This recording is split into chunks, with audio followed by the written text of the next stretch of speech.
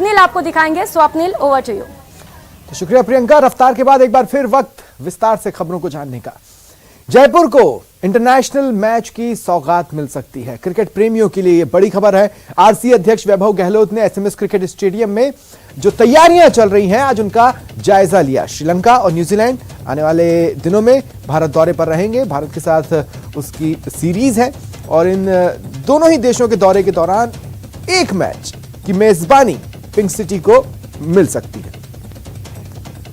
2 matches हमको allot हुए थे बीसीसीआई की तरफ से। मैंने धन्यवाद दिया था जय शाह जी को और सौरभ गांगुली जी को, और उसी के तहत आपने देखा हो पर थर्ड वेव जो कोविड की आई थी, जो हमारा 9 फरवरी का था मैच, वो हमारी उस कोविड की थर्ड महामारी के दौर में हमको जो अलॉट हो गया था उसको भी यहाँ पे निरस्त कराया गया हो गया था वो मैच। तो हमारी मांग है बीसीसीआई से, और मैं खुद भी बातचीत कर रहे हैं महेंद्र शर्मा जी और नार साहब, नवाज साहब, हम सब लोग इसी प्रयासरत हैं कि हम लोग हमारा जो एक मैच कैंसिल हो गया था जो कारण हमारे वश में नहीं थे, तो हम चाहते हैं कि बीसीसीआई हमको वापस वो एक मैच वापस अलॉट हो जाए उसी कोटे का।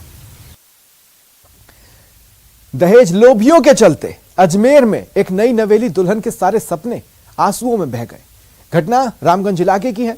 1 दिसंबर को निकिता की शादी कोलकाता के रहने वाले सौरभ के साथ होनी थी, लेकिन दूल्हे के माता पिता ने 10 लाख रुपए या फिर कार की मांग दुल्हन परिवार के सामने रख दी। दहेज की मांग सुन दुल्हन के परिजनों ने इतनी बड़ी राशि की मांग पूरी करने में असमर्थता जताई। इसके बाद बाराती लौट गए। अब पीड़ित ने न्याय की गुहार एसपी से लगाई है।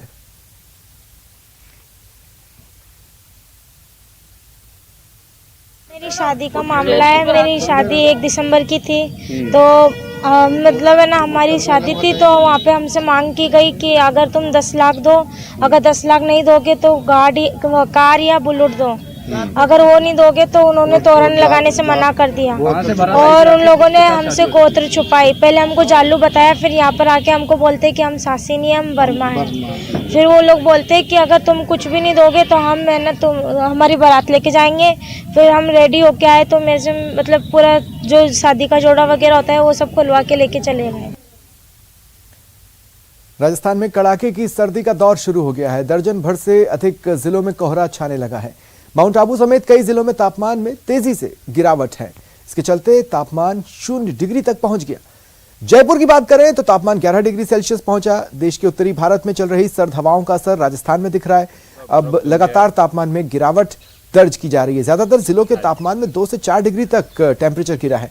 माउंट आबू का न्यूनतम तापमान 0 डिग्री सेल्सियस तक जा पहुंचा। शनिवार को गाड़ियों की छतों पर, घास के मैदानों पर ओस जमने से बर्फ की सफेद चादर जम गई। वहीं ठंड से बचने और खुद को गर्म रखने के लिए लोगों ने अलाव जलाने शुरू कर दिए हैं। ये टेबलों पे भी बर्फ जमी है, इतनी मोटी मोटी। देखिए मैंने खुरपी से इकट्ठा किया है, पूरा बर्फ जम गया है। हाँ जी,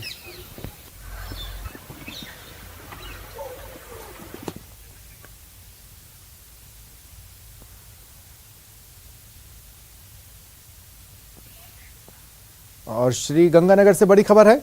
लालगढ़ में चल रहा धरना आखिरकार खत्म हुआ। लालगढ़ एसएचओ समेत 5 पुलिसकर्मियों को हटाया गया है। 8 लाख रुपए की आर्थिक सहायता और संविदा नौकरी का आश्वासन दिया गया है। पिछले 3 दिनों से बच्ची के शव के साथ ये धरना चल रहा था। कल सुबह अब बच्ची का अंतिम संस्कार किया जाएगा। मंगलवार शाम बच्ची के साथ दुष्कर्म की वारदात सामने आई थी, उसकी हत्या कर दी गई थी, जिसके बाद से ही धरना जारी है।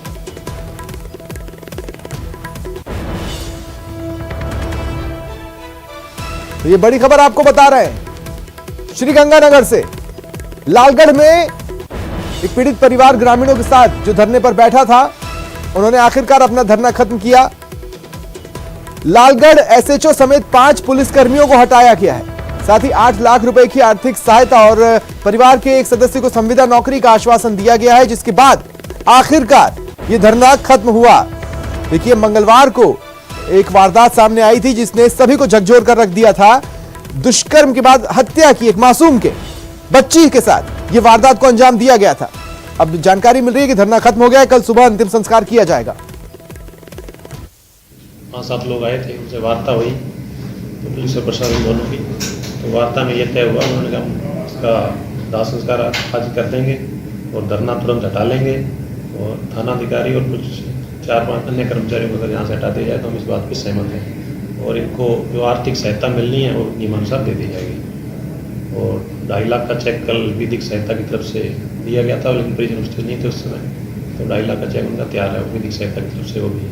और SC/ST एक्ट के थ्रू जो भी इनको आर्थिक सहायता मिलनी है वो भी इनको मिल जाएगी। इसी के साथ घटना होने की जानकारी मिली है तो उसका अगर रिपोर्ट कराए तो हम दर्ज कर लिया जाएगा, उसमें आगे कार्रवाई करेंगे। और ज्यादा जानकारी के लिए बात करेंगे सहयोगी अशोक से। अशोक, आखिरकार बिल्कुल स्वप्निल जी, आखिरकार ये गतिरोध टूटा और पिछले 3 दिनों से जो ग्रामीण बच्ची के शव को लेकर थाने के बाहर जो धरने पर बैठे हुए थे, प्रशासन और दंडार्थियों के बीच में आखिरकार सहमति बनी और ग्रामीणों की मांग पे ही ये सहमति बनती हुई दिखाई दी। श्री गंगानगर के पुलिस अधीक्षक के द्वारा यहाँ लालगढ़ के थानाधिकारी तेजवंत सिंह सहित 5 पुलिसकर्मियों को तुरंत प्रभाव से लालगढ़ थाने से हटा दिया गया है। इसके साथ साथ पीड़ित परिवार को 10,50,000 रुपए की आर्थिक सहायता और साथ ही साथ पीड़ित परिवार के एक सदस्य को लालगढ़ नगर पालिका में संविदा कर्मी के रूप में नियुक्ति दिलाने के प्रयास के आश्वासन के बाद में ग्रामीणों के द्वारा इस धंधा को उठा लिया गया है। अब बच्ची के शव को लेकर भी परिजन अपने घर जा चुके हैं। कल सुबह इस बच्ची के शव का अंतिम संस्कार किया जाएगा। निश्चित तौर पर मंगलवार की शाम को घर के बाहर से खिलती हुई गायब हुई थी और उसके बाद में इस तरह से दुष्कर्म करने के बाद में हत्या की वारदात को अंजाम दिया गया था। पूरे शुक्रिया तमाम जानकारी के लिए। सिरोही के शिवगंज के रहने वाले कार्तिक भील की हत्या पर उपजा विवाद शनिवार को दूसरे दिन भी शांत होता नहीं दिखा। सिरोही से जावल जा रहे कार्तिक पर हमलावरों ने हमला कर उसे गंभीर रूप से घायल कर दिया था। इलाज के दौरान कार्तिक की मौत हो गई थी। घटना से नाराज दलित समाज के साथ डूंगरपुर के बीटीपी विधायक सिरोही कोर्ट में डेरा डाले हुए, मौके पर परिजनों को न्याय दिलाने की मांग पर डटे हुए। जो नगर परिषद ने शायद उसको खारिज कर दिया गया है, उसको पट्टा दिया जाए और जो 8 लोग मारने वाले हैं आटो को गिरफ्तार किया जाए। और जिन जांच अधिकारियों ने अपनी लापरवाही बरती है, जो धारा लगनी चाहिए वो धारा भी नहीं लगाई है, इन जांच अधिकारियों को निलंबित किया जाए। और सरकार हर मामले में, हमने नहीं, सरकार ने परिपाटी बना रखी है कि राजस्थान के अंदर कुछ भी कोई भी होता है तो उसमें ये नौकरी का, पैसों का, तो ये भी एक इंसान था, राजस्थान का ही निवासी है, अपने सिरोही का ही, तो उसको भी एक नौकरी मिले और उसको आर्थिक सहायता मिले। खबर श्रीगंगानगर से। रावला मंडी क्षेत्र की 8 KND ग्राम पंचायत के गांव में पेयजल आपूर्ति की मांग को लेकर ग्रामीणों के अनिश्चितकालीन धरने का आज चौथा दिन रहा। ग्रामीण लगातार दिन रात धरना दे रहे हैं। ग्रामीणों ने चेतावनी दी है, यदि जल्द ही कार्रवाई नहीं होती तो धरने के साथ साथ भूख हड़ताल भी शुरू करेंगे। ये सरकार ने निवेदन है जी कि साडे गांव विच वाटर बक्स बनाया गया और डिग्गियां बनिया जिहदे विच जी कुत्ते हड्ड खोरी बनी पई है पर पानी पीने लायक नहीं है। इतनी समस्या पानी की साडे ते सरकार नूं साडा निवेदन है कि आके साडे जी अज 4-5 दिन हो गए सानू बैठे धरना लाए तो साहब साडे अज किसी अधिकारी ने आके सुनाई नहीं की थी। धरना जारी है, प्रशासन अभी तक चेत नहीं रहा है, पर ये हमारी 5 मांगे नहीं मानी तो आगे धरना जारी रखेंगे, जरूरत पड़ी तो भूख हड़ताल करेंगे। खबर 12 जिले से है। मांगरोल क्षेत्र के किसानों का बीमा क्लेम और फसल मुआवजे की मांग को लेकर तहसील कार्यालय के सामने धरने पर बैठे हैं। रात में कड़कड़ाती ठंड के बावजूद किसान डटे हुए हैं। मांगरोल क्षेत्र में 4 महीने पहले अतिवृष्टि से बर्बाद हुई फसलों का बैंकों द्वारा किसानों से जबरन बीमा राशि काटे जाने के बाद भी बीमा क्लेम और मुआवजा नहीं मिलने से किसान नाराज हैं। ये 2022 में जो करीब की फसलें खराब हुई थी, उड़द, मूंग, सोयाबीन की, उसका बीमा क्लेम अभी तक किसानों को नहीं मिला है और उसी बात को लेकर वो मुख्य मांगे हमारी बीमा क्लेम और मुआवजा, इन मांगों को लेकर ये धरना चल रहा है। तकरीबन 18 ग्राम पंचायतें तहसील क्षेत्र की, जिसमें तकरीबन 73 गाँव है। 73 गाँव के किसान इस धरने पर शामिल हो रहे हैं। 2-2 पंचायतें रोज बैठ रही है। काफी प्रयास कर लिए हमने, 2-2, 3-3, 4-4 बार स्थानीय प्रशासन को, स्थानीय विधायक महोदय को और राजस्थान सरकार तक को हमने मांग पत्र दे दिए। उसके बावजूद भी किसानों की समस्याओं का कोई समाधान नहीं हो रहा। और अब top 10 pink city. Shastri Nagar स्थित कावटिया अस्पताल में पहली बार दूरबीन द्वारा हर्निया की सर्जरी की गई। ऐसे मरीजों को पहले SMS अस्पताल रेफर करना पड़ता था, लेकिन अब ये सुविधा कावटिया अस्पताल में शुरू हो गई है। राहत की खबर, इस बार सर्दी के सीजन में पारे में ज्यादा गिरावट की संभावनाएं नहीं है। मौसम विभाग के निदेशक के अनुसार सीजन में दिसंबर से लेकर फरवरी तक रात के पारे में ज्यादा गिरावट की संभावना नहीं है। जयपुर को इंटरनेशनल मैच की सौगात मिल सकती है। आरसी अध्यक्ष वैभव गहलोत ने एसएमएस क्रिकेट स्टेडियम में चल रही तैयारियों का जायजा लिया। जयपुर ग्रामीण क्षेत्र की 8 विधानसभाओं में जन आक्रोश यात्रा का आयोजन होना है। कोटपुतली के निजी होटल में प्रेस वार्ता कर रूट मैप की जानकारी दी गई। ट्रांसपोर्टर्स ने वाणिज्यिक विभाग के एक फैसले पर नाराजगी जताई। विभाग ने ट्रांसपोर्टर्स को नोटिस जारी कर 2017 से 2021 के बीच की जीएसटी जमा करने के आदेश दिए। साथ ही 18% ब्याज जमा करवाने को कहा है। जयपुर की आजाद नगर बस्ती में गंदा और बदबूदार पानी आता है। पानी की सप्लाई महज आधा घंटे होती है। बस्ती के लोग परेशान हैं।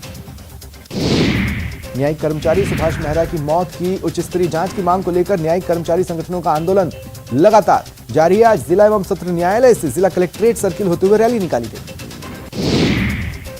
गिरधारी दाऊजी मंदिर मानसरोवर में गीता जयंती का कार्यक्रम बड़े हर्षोल्लास से मनाया गया। भगवद गीता के पूरे 700 श्लोकों का उच्चारण हुआ। G20 शिखर सम्मेलन की मेजबानी मिलने के बाद केंद्र सरकार ने राजस्थान में सम्मेलन की अहम बैठकें आयोजित करने की मेजबानी मिली, जिसके बाद उदयपुर के अलावा जयपुर समेत कई जिलों में तैयारियां जोरों पर हैं। पशुपालन महकमे में 3 साल बाद निदेशक की नियुक्ति का रास्ता साफ हुआ। राज्य सरकार ने पशुपालन विभाग में विभागीय पदोन्नति समिति की अभिशंसा पर राजस्थान पशुपालन सेवा के 2 अधिकारियों को निदेशक पद पर पदोन्नति के आदेश जारी किए।